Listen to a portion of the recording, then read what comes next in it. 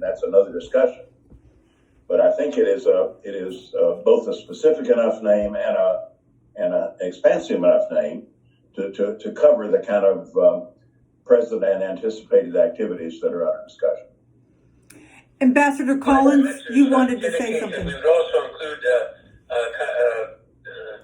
Ambassador Collins' suggestion to Center for International Leadership Exchange. So those will be included in the list to consider. Ambassador Collins, Chairman. Could I just give you one additional thought? I frankly believe that if we include the word diplomacy, we create a degree of uncertainty among potential partners. And the reason I say that is diplomacy is seen as a government function. It's diplomats' work, et cetera, by most people. Exchange is a neutral and generally speaking positive idea. And I think it's a better one, frankly, for our purposes than diplomacy, because diplomacy is seen as something that senior people, officials do. And I know there's citizen diplomacy and so on, Lord, I've been a part of it. But I would say that the better attractive word here, in many ways, is exchange. It's positive, it's motherhood, frankly, in almost all the countries we work with. Whereas diplomacy, I'm not sure what the governor in Chelyabinsk thinks about that. And I think that can be a problem. Thank you. Thank you, Ambassador. Thank you. Well, I think at this point, we will see the circulation of the names to winnow down and to arrive at an appropriate name. We're a little behind on the agenda, the schedule at the moment, time-wise, but the next item on the agenda is new country process discussion. We've had a request from the Senate to have a limited parliamentary staff program with Australia. The purpose is to counter the Chinese malign influence. And I might point out, as former member of the Senate did offer money to their request. That's a bit unusual, but much appreciated. $500,000. Any discussion on that? I'd go through the whole list, but I think we'll just sort of open it up for any comments on that. Okay.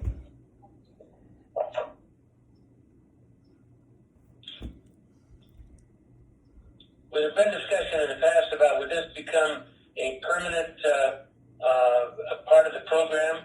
Well, the answer is this is a maybe one-time opportunity to work with Australia, and with the money being attached. And I think there's a general belief that when something is submitted to this group from Congress, that there's an effort to try to achieve whatever Congress wants and to be supportive. I don't know that anybody feels differently about that, but this is at least a time opportunity to deal with. And of course, there is the Chinese influence situation that we've got to keep in mind, and so I think that's what's triggered that interest. The second request from the U.S. Embassy in Bulgaria is to deal with Bulgaria and Romania and add them to the work of our group. Both are former communist states, and look for rule of law programs. We've been known to be a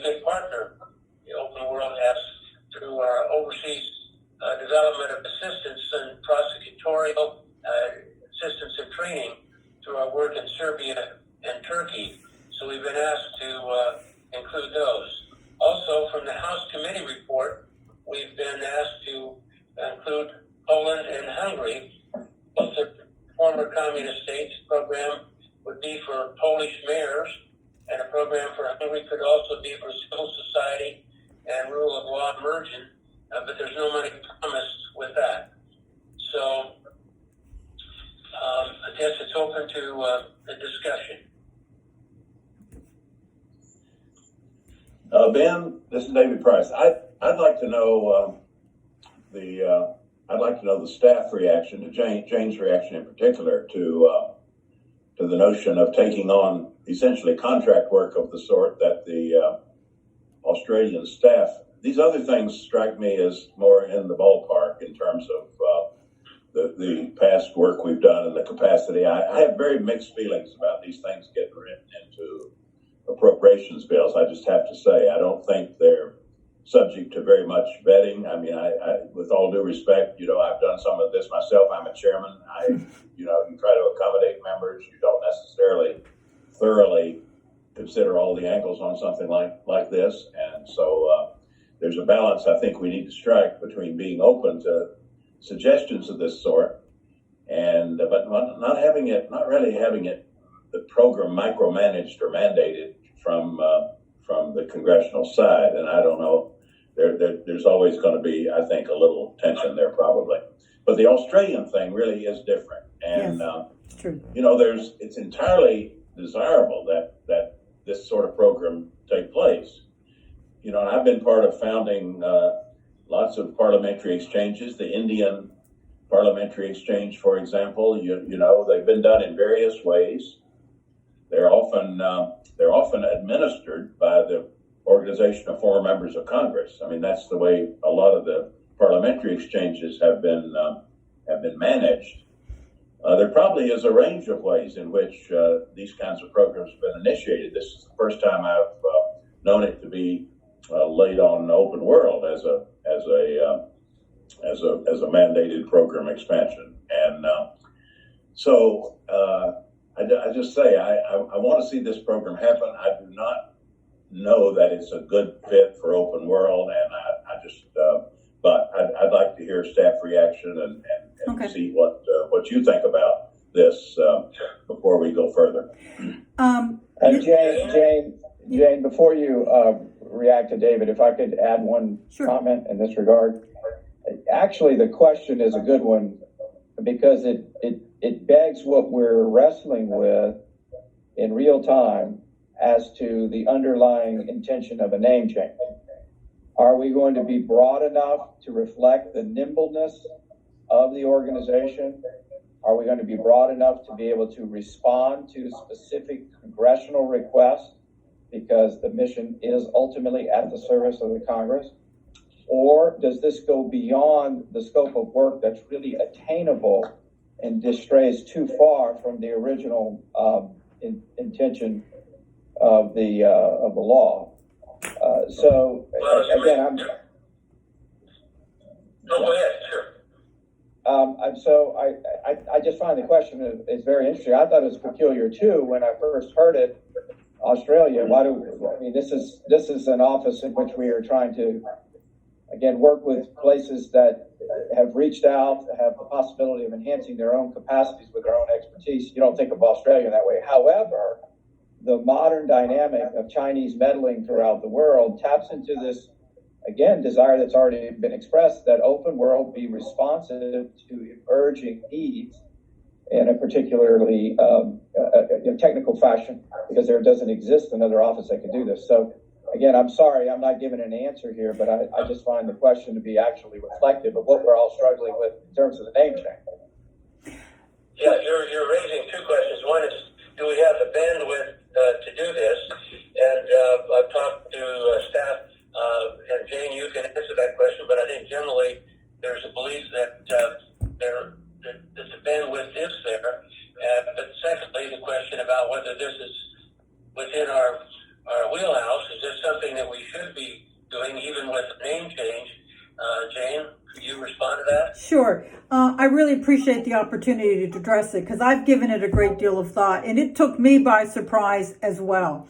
On the face of it, it doesn't sound like it's something within our wheelhouse, but if you look at Open World from 30,000 feet and you see that we execute a program, it's a model program for parliamentary staff exchange, civic leader exchange, rule of law exchange. It's not outside our wheelhouse to consider this a program that we can administer. So it comes down to capacity. And this is getting into how is the sausage made at Open World, but Open World has plans a calendar. And in that calendar, we will have 200 exchanges planned for the year. But in the course of that year, something falls apart with 1 or 2 or 10 exchanges. So we have wiggle room to accommodate requests. And it would be first come, first served. It would be how does it fit in what the Open World program is able to do. We can administer anyone's program. We do that in the partnerships that you saw. These countries or these governments want a certain program, and Open World's able to do that because of the cost share. So yes, I look at Australia as another version of a cost shared country. And yes, we can implement the program that they want, and it will not impact our capacity because our core countries will still be first, and we will always be a civic program. That will be the number one emphasis of the Open World program, will be civic exchanges with the leaders of the region. So at first I thought Australia was way off the mark, but then I realized when I looked at how we executed programs for Peru, we did it 2 years in a row. It was highly successful, and mainly it was successful because we found out Open World was able to adapt to any country, any government's needs. And it was such a successful 2-year program that I had a call from the ambassador from Peru last year saying that the parliament, their congressmen, they have a Congress, was so powerful and so impactful, they wanted us to do it again for a particular committee of mining and interior issues. And so we were working on that, and then the president fired their Congress, and then the idea went out the window. But the point is, we were able to address it and answer it, and we were going to put them on in the queue for consideration because Peru is still an HDP country, and we're able to work with a certain list of HDP countries, not the current list necessarily, but the list that passed in the resolution in 2015. So does that help address how we can do Australia without changing our stripes? I hope it helps answer those questions. Ambassador Collins?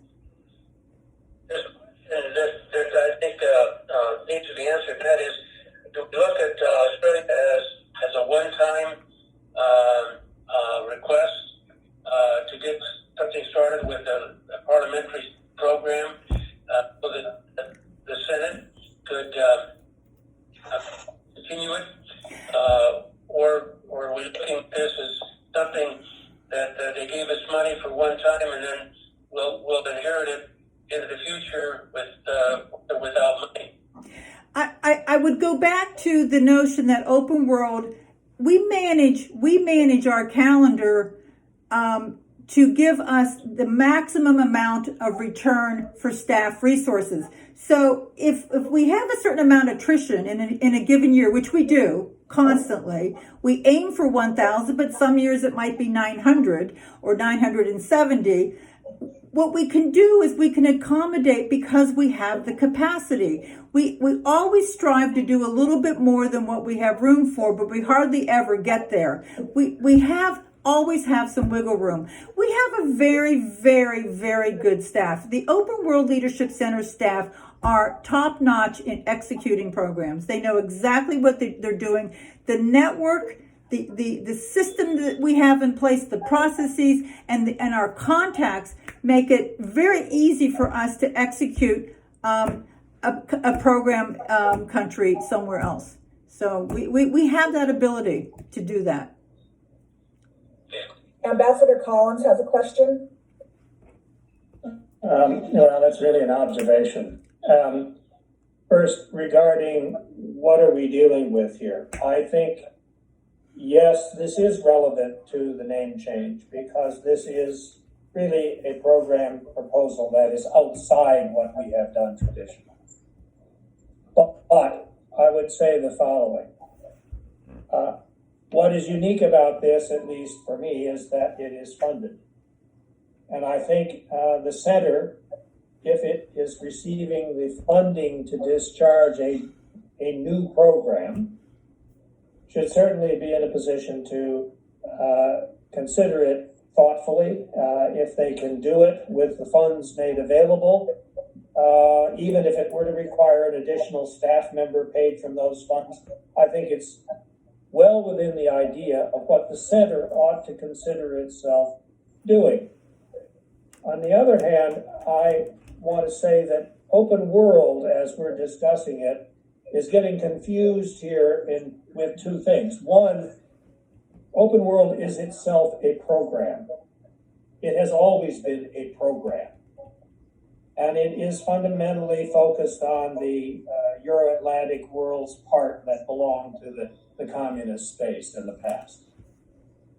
That program, to me, is very important and needs to continue as it's funded and as it is administered. Now, it so happens that in the past, it pretty much was contiguous in terms of its definition of what the center was, that the center implemented only one program.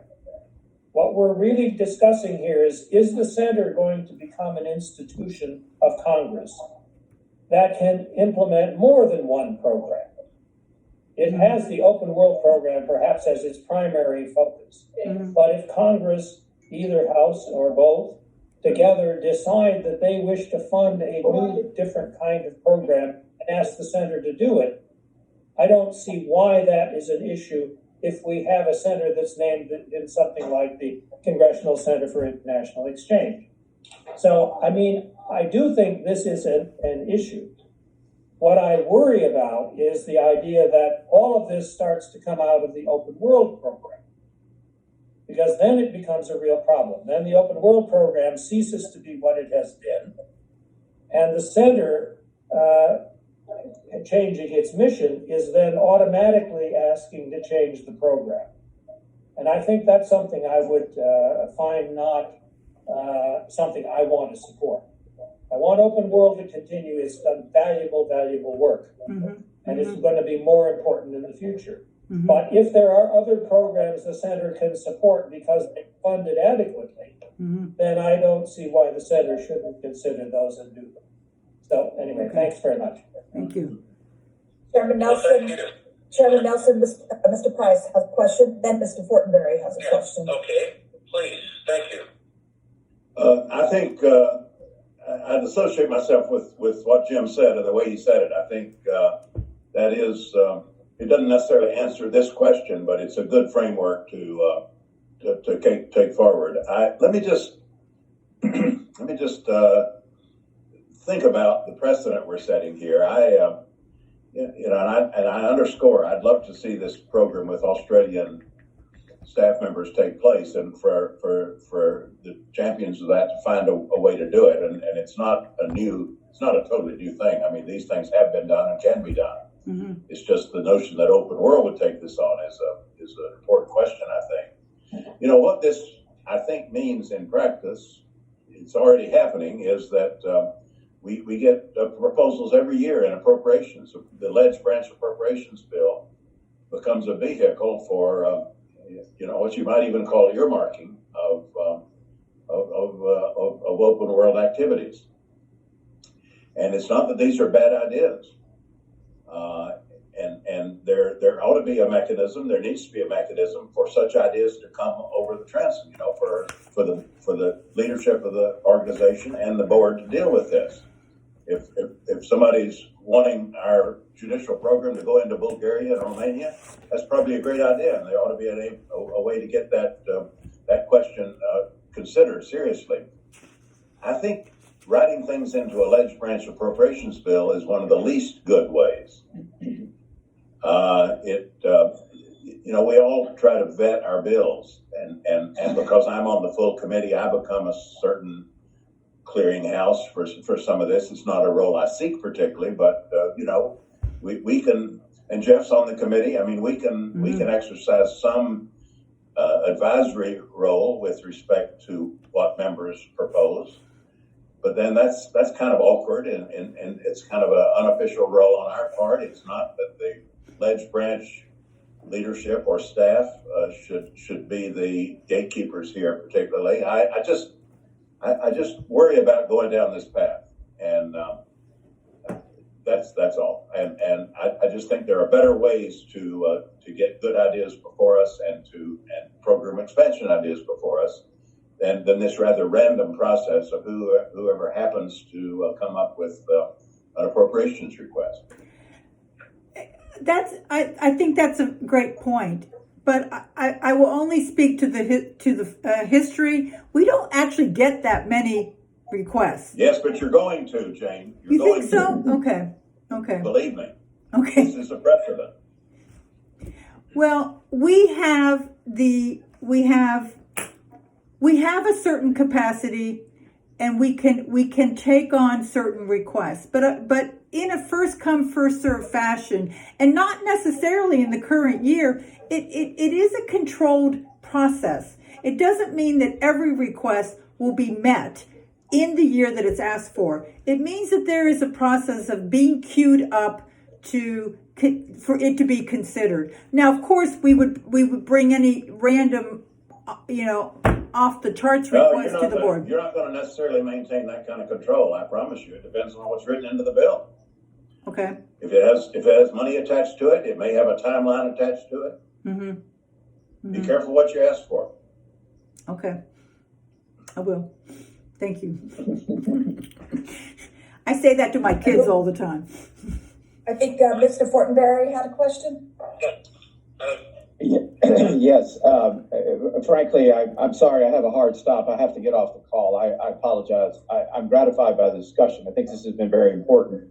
I think what we need to do among trustees and staff is to actually keep doing this, to create a community of dialogue so that we parse these very delicate questions accurately, and that we could try as best we can to come to some consensus. So, look, I'll look carefully at the list of the name change stuff.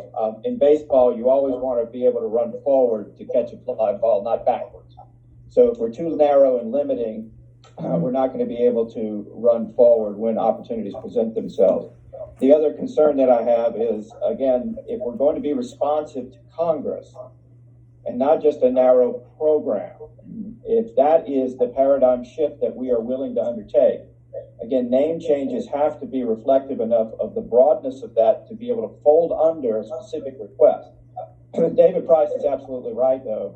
Somebody has discovered that this might be a vehicle for a particular agenda that they have regarding Australia and the Chinese. And that is a well-intended purpose. Does it fit within our wheelhouse? It sounds like, Jane, you're saying yes, but there is a precedent that is going to be set here.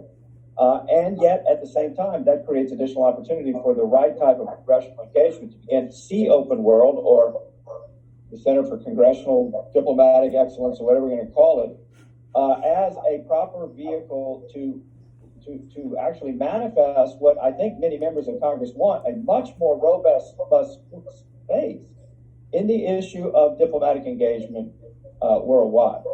So I don't necessarily object to the idea of Australia, but maybe you have to cordon it off into a special space that can be accommodated as a one-time issue. However, David Price is exactly right. This is precedent setting.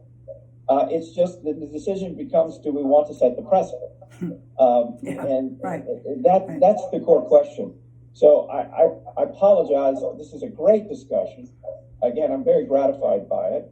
I think it actually affirms what we need to be more of, a working dynamic as a board with you guys, in solidarity with you guys, to harsh out hurricanes.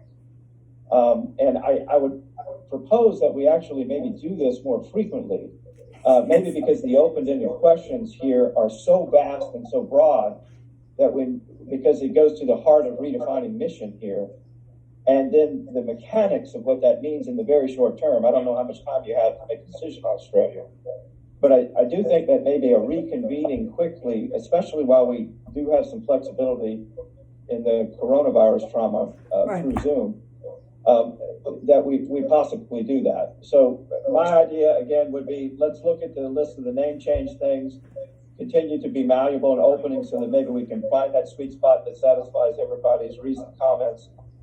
I don't know your timeline in Australia. Again, I would be open to that because it seems to me to be consistent with, again, your desire to serve Congress. But the caveats about precedent setting are very, very real. And I think of putting a box or some parameters around it, if we go this direction, to assure that we don't allow the precedent to drive the organization rather than the board, and at the same time be responsive to Congress as necessary. Third is, I didn't get a chance to speak to this, and I'd like you to raise it, but again, I think we're in the midst of a big tectonic plate paradigm shift as to how we conduct business in general. This issue of telework and telecommunications is here to stay. I frankly find it very helpful to increase productivity as long as the foundation for a relationship already exists, like this one here. Right. I want to hear what your use of the technology is begetting, Jane and staff, because I'm sorry, I've got to leave the call now, but I do think this is important because it's a way forward to leverage the limited resources you have to actually multiply the effect of the organization versus the vast expense of moving people all over the world, which is extremely limited. So I want to propose that next time as an agenda item. And I apologize, I've been a little short on answers and a little bit heavier on naming problems, which I hate when people do that to me. I'd rather people give me an answer, but that's where I'm at. And again, I really do have to go. Senator Nelson, thank you so much for this. I look forward to our next discussion. Thank you. Thank you, Thank you, Mr. Fortenberry. I appreciate it. We'll be in touch. Any additional comments? We're running way over time. Yes. But I think this is a very crowded agenda on very important topics, and perhaps precedent setting, not only as to a new name, but also as to the mission of the center. Any other comments? I'm not sure how to if we can wrap this up on Australia. Let me ask it this way: are there any comments about Bulgaria and Romania? Those are former communist bloc states, consistent with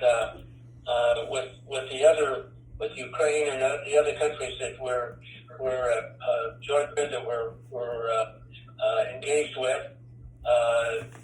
Is there any comments about that, Bulgaria and Romania? If nobody is speaking against it, I guess staff is of the opinion, Jane, is that right? That we should proceed with those two countries. From our position, yes, but what do we need a vote necessarily? If there is the sense of the board is approval, then that is sufficient, as I understand it, for Open World to conduct a one and done program. We will get cost shares from the embassies for these programs. I have no doubt, because they already know us and they know how it works. And they are former communist countries. They are in our wheelhouse, so to speak. So it's not, it supports the region, which is what we've been doing very, very well for the last 20 years. So I hope that it sounds like the sense of the board that it's okay to go forward, Senator. Okay. Then with Poland and Hungary, once again, both are former communist states. Program would be for Polish mayors. no money's promised. Right. But are those within the wheelhouse and our capacity to be able to entertain a program with them at least for a year, and then if it's to be continued, will additional funds be necessary in the next appropriation process? That's how I would frame it up. Having said that and heard that, are there any other comments or from the Board of Trustees on Poland or Hungary? Well, let me just say that those are countries that are familiar to us and that are within the open world orbit, and for that reason, I, substantively, that those are important areas to be working in. So I don't object to it. I do think this indicates, though, that we're going to need to have further discussion about how matters get on the agenda, and in particular the extent to which we depend on or defer to congressional designation. But as far as these specific proposals are concerned, I don't think they raise the same sort of issue in terms of basic program emphasis that the Australia one does. So I'm fine on the kind of one-off basis Jane identified for us to go forward with those. Wonderful. Sure. Okay. Then going back to Australia, because that is an open item, I think we will want to revisit that rather quickly. Mm-hmm. With perhaps a call just on that issue, with everybody having an opportunity to consider. Or Jane, do you have any other suggestions as to how to proceed with Australia? Obviously there is some support for it. Mm-hmm. There's concern about setting a precedent, and a concern about even doing it. So the way I would look at this is Open World would consider executing that parliamentary staff exchange program for this per the Senate request. Given there is a funding stream attached, and we would go through our normal routine where we do notifications. We have to notify Congress, 90-day notification to the committee for any country not already on our list.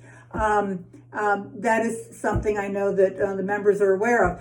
But the point about having too much on the agenda, I think, is well taken, because these are big issues, and we should have a meeting in a month or two just on Australia, because I feel that I can't say yes or no to the Senate request, but I need to tell them something, and I feel compelled to be responsive to the Senate on this issue, and I don't want to leave it off the table too long. So if we could meet on only Australia in a month or two, I think that would be really helpful. Jane, what is the status of this request? Is this memo we have this morning makes this sound like a proposal for no, wait a minute. Is it in the 2020 bill, or is this a proposal for the next bill? I'm going to ask Lucas, who is on, to answer the details of that. Lucas, can you help us, Mr. Price, with this, please? Yes, thanks, Shane. Congressman Price, this was a member request that we received for the FY21 Ledge Branch bill. Okay, so it's under consideration, and really I think the Ledge Branch committee needs to deal with this too. Just as a matter of these requests are coming in now. They're not all necessarily fitting a set of understood criteria. So this isn't something open world has been mandated to do. Oh, no. That's what I was trying to clarify. This is, Right. this is in the range of a proposal for the 21 bill, which we're writing as we speak. Yes. So I would hope we could have some consultation. Is Tim Ryan's staff still on the call? Yep, sir. Rachel? Do you have anything to, is this something you all have dealt with, or are you dealing with at this point? You know, I'm not sure if this specific request has come across over on the House side, but it's certainly something I'll follow up on. Okay. All right, Subcommittee I and my staff we'll work on this. Okay. And Jeff, I'm sure will as well. We are both appropriators. We do not. I just underscore though, we don't want to be the arbiters here. I mean, I might be a kind of as a board member is one thing. I'm eager to be on this board and help work through these things.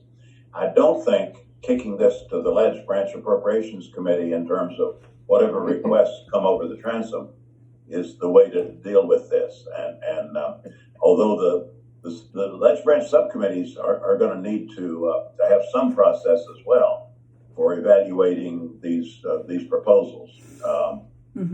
So I do think before anything gets cast in stone for the 2021 appropriations bills, we need to work through this.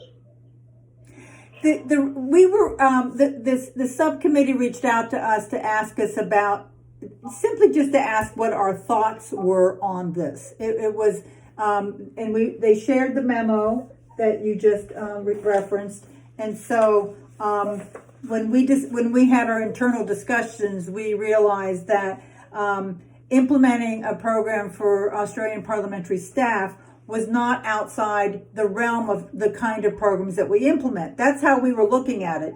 And because it was a request from Congress with a funding stream, it was very attractive, frankly. Well, you do need some protection, though. You need some protection from the congressional side. Okay. It's nice to generate interest and proposals, but there needs to be some discipline exercised on the part of the people writing these bills. Okay. And some understanding as to what's appropriate and what isn't, or what fits and what doesn't. That sort of thing. And it's a little complicated. I don't know. We need to have a clear sense as a board, I think, of what word we want to pass along to the people who are writing these bills, and just like okay. So I do think we need to continue, and probably I've got to get off this call too, but it is an important discussion. Thank you. I'm in the same situation. I'm late to another call.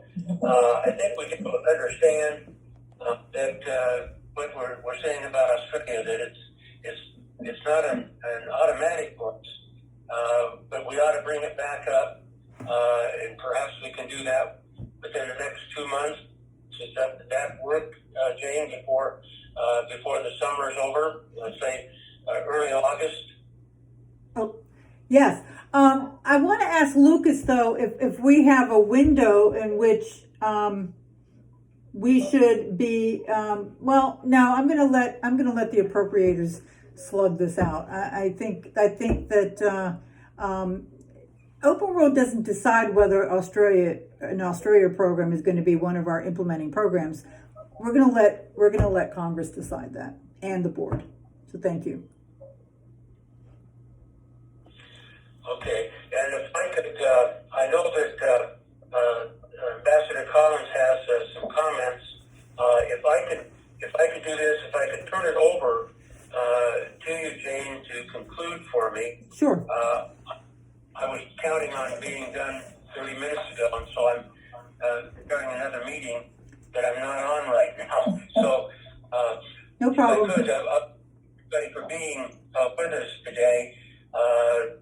We will schedule another board meeting for August, and at that time we can talk as well about how many board meetings we should have a year. One is not enough. I think we all understand that with the amount of business that we have on agenda.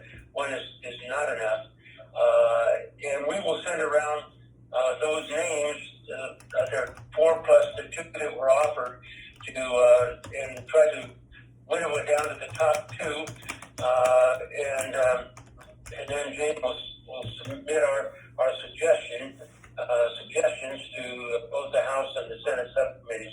With that, I thank you, Jane, if you would, and Ambassador Collins, I apologize for not being. Senator, I just discern defer these comments to the next gathering. It's not that urgent. I think we've spent our time on the issues that we really had to discuss, and we can take this up the next time we get together. Okay, well, thank you very much, and again, thank you everyone. And unless there's an objection, and I'm sure there's not, we're adjourned. Thank Thank you. you. Thank you. Thank you. Thanks for participating. Everybody. Appreciate it. Jane, I'll be in touch. Thank you, Ambassador. Thank you. Oops. Thanks, Thank you, Ambassador. Ambassador. Appreciate it. Yeah. Hey, I'll give you a call. I've got some thoughts. Okay. Oh, wonderful. Thank you. Okay. Thank you. Thank you. Great, everybody. Yeah, It was good. wonderful to have you all on. So much. Thanks. Alex, good to see you. You too. Take care. Take care, everybody. All right. Bye-bye. Bye, everybody.